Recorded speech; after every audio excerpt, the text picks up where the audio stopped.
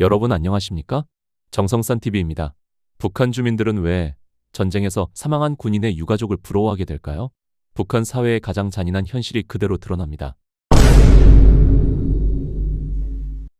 정성산TV 좋아요, 구독, 알림은 큰 힘이 됩니다. 그럼 이제 왜 이런 일이 벌어지는지부터 짚고 가겠습니다. 이번 연도에 북러 조약 1주년 기념 행사에서 김정은이 방북 중인 러시아 문화성 대표단과 함께 관람한 북러 신조약 체결 1주년 기념 예술 공연회 실황을 녹화 중계했었습니다. 북한은 공연회에서 김정은을 비롯한 참석자들이 지켜보는 가운데 대형 스크린을 통해 북러 파병과 관련한 사진 영상을 공개했었는데요. 여기에는 김정은이 인공기로 덮은 관 앞에 서서 울먹이는 모습, 무릎을 꿇고 두 손을 관 위에 짚고 있는 모습 등이 담겨 있었다. 한국과 미국을 비롯한 각국의 유해 봉환식을 모방한 듯한 모습이었습니다. 유해 봉환식에는 김정은의 여동생인 김여정도 참석했는데 백두혈통이 직접 우크라이나 전장에서 사망한 군인들을 예우하는 이미지를 연출하려는 의도로 풀이된다. 조선중앙TV는 김정은이 예술 공연회에서 해당 장면을 기립한 상태로 지켜보는 모습도 내보냈다. 공연에서는 무대 배경으로 북한군 전투 장면과 김정은이 평양에 도착한 전사자들의 유해를 맞이하는 장면, 김정은이 쿠르스크 공격을 지시한 친필 명령서들이 처음으로 공개됐습니다. 한국 언론의 눈길을 가장 많이 끈 장면은 전사자 유해가 들어있는 것으로 보이는 관에 김정은이 침통한 표정으로 인공기를 덮는 모습이었는데요. 이제까지 내부적으로 공개하지 않던 파병을 지금 이 시점에, 그것도 유해 송환식과 함께 처음 공개한 이유가 뭘까요? 이번에 공개된 내용을 보면 공연의 배경이 되는 커다란 화면에 러시아 쿠르스크에 파병된 북한 군인 관련 사진이 여러 장 보였습니다. 여기엔 북한군이 러시아군과 함께 있는 모습, 북한군이 작성한 듯 보이는 피 묻은 수첩 메모, 북한군의 전투 장면 등이 있었는데요. 한국의 통일부 당국자는 북한이 이런 영상을 공개한 것에 대해서 내부적으로 추가 파병이 예정된 만큼 희생자에 대한 예우를 통해 군사기를 제거하려는 목적이 있었을 것으로 보인다고 말했습니다. 또 러시아에 대해서는 북한 측의 희생을 강조함으로써 상응하는 보상을 요구하는 메시지도 담은 것으로 보여진다고 전했습니다. 북한 출신인 손혜민 기자는 북한이 이런 영상을 공개한 것에 대해 두 가지 측면으로 분석했는데요. 첫 번째는 북한 내 지식인들을 향한 김정은의 이미지 만들기입니다. 아름다운 것만 보여주고 그 이면은 철저하게 감추는 선대 수령들과는 달리 김정은은 자신의 잘못을 솔직하게 보여주기도 하는데요. 이런 모습이 북한 내 지식인들 사이에서 김정은은 선대와 다르네? 오히려 좋은 이미지로 느껴질 수도 있다는 거죠. 손 기자는 흔들리는 민심을 수습하기 위해 김정은이 이런 전략을 세웠을 가능성도 있다고 전했고요. 두 번째는 한국 통일부 당국자의 말처럼 이 영상이 러시아에게 전하는 일종의 메시지 역할을 할 수 있다는 겁니다.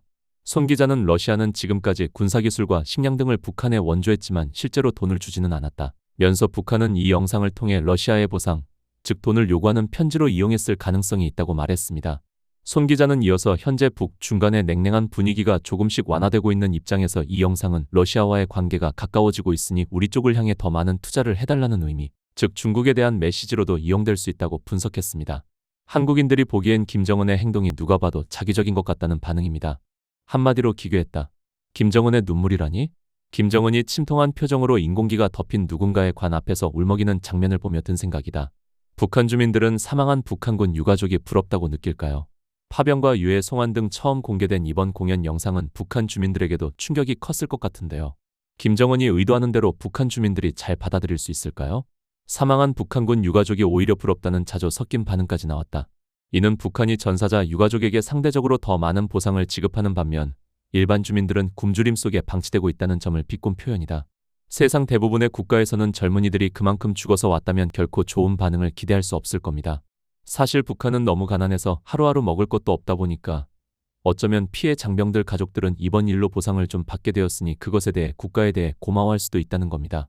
아마 상당수 피해 장병 가족들이 그런 분위기일 거라고 전했고요. 반면에 지식인들, 사회를 제대로 볼 줄 아는 사람들은 김정은이 지금 젊은이들의 생명을 팔아 정권 유지를 하려는 것을 이번 사건을 통해 더욱 잘 알게 되었을 거라고 말했는데요. 북한 출신 손혜민 기자는 이에 대해 일례로 북한에서 6.25 한국전쟁의 영웅으로 추앙받는 이수복 씨를 들었습니다. 당시 그가 기관총을 온몸으로 맞고 전사했다며 북한의 영웅이 되지 않았습니까?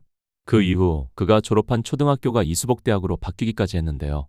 손 기자 말로는 이수복 씨의 어머니가 아들이 전사한 이후 수차례 연단에 서서 북한 정권을 찬양하는 일에 동원되어 왔는데 어느 날엔가 우리 아들이 다시 살아 돌아오면 참 좋겠다라는 말을 했다고 합니다. 손 기자 말로는 그 이후 그녀를 연단에서 볼 수 없었다고 하는데요. 손 기자는 북한에 또 이 같은 일들이 벌어질 수도 있다며 북한 주민들이 더 이상 속지 않기를 바란다고 전했습니다. 문제는 전쟁이 아직 끝나지 않았고 북한이 3만여 명의 추가 파병을 계획하고 있다는 점이다. 김정은의 파병은 엄연히 국제법 위반이며 어떠한 경우에라도 정당성을 찾기 어렵다. 지금이라도 단호히 규탄의 목소리를 내야 하는 이유다. 아울러 한국 언론에 공개된 2명의 북한군 포로 문제의 국내 송환도 조속히 마무리되어야 한다. 그들이 북한에 송환된다면 이미 한국 언론과 인터뷰했다는 그 사실만으로도 목숨을 담보하기는 어렵다. 한 사람의 생명이 천하보다 귀하다고 하지 않았던가? 어떠한 정치적 입장이나 남북관계의 상황을 따지기보다 생명이 우선이다. 김정은의 독재 정권 아래 또 한 명의 무고한 청년이 목숨을 잃지 않도록 우리의 관심이 절실히 필요할 때다. 다음 시간에 뵙겠습니다. 멸공.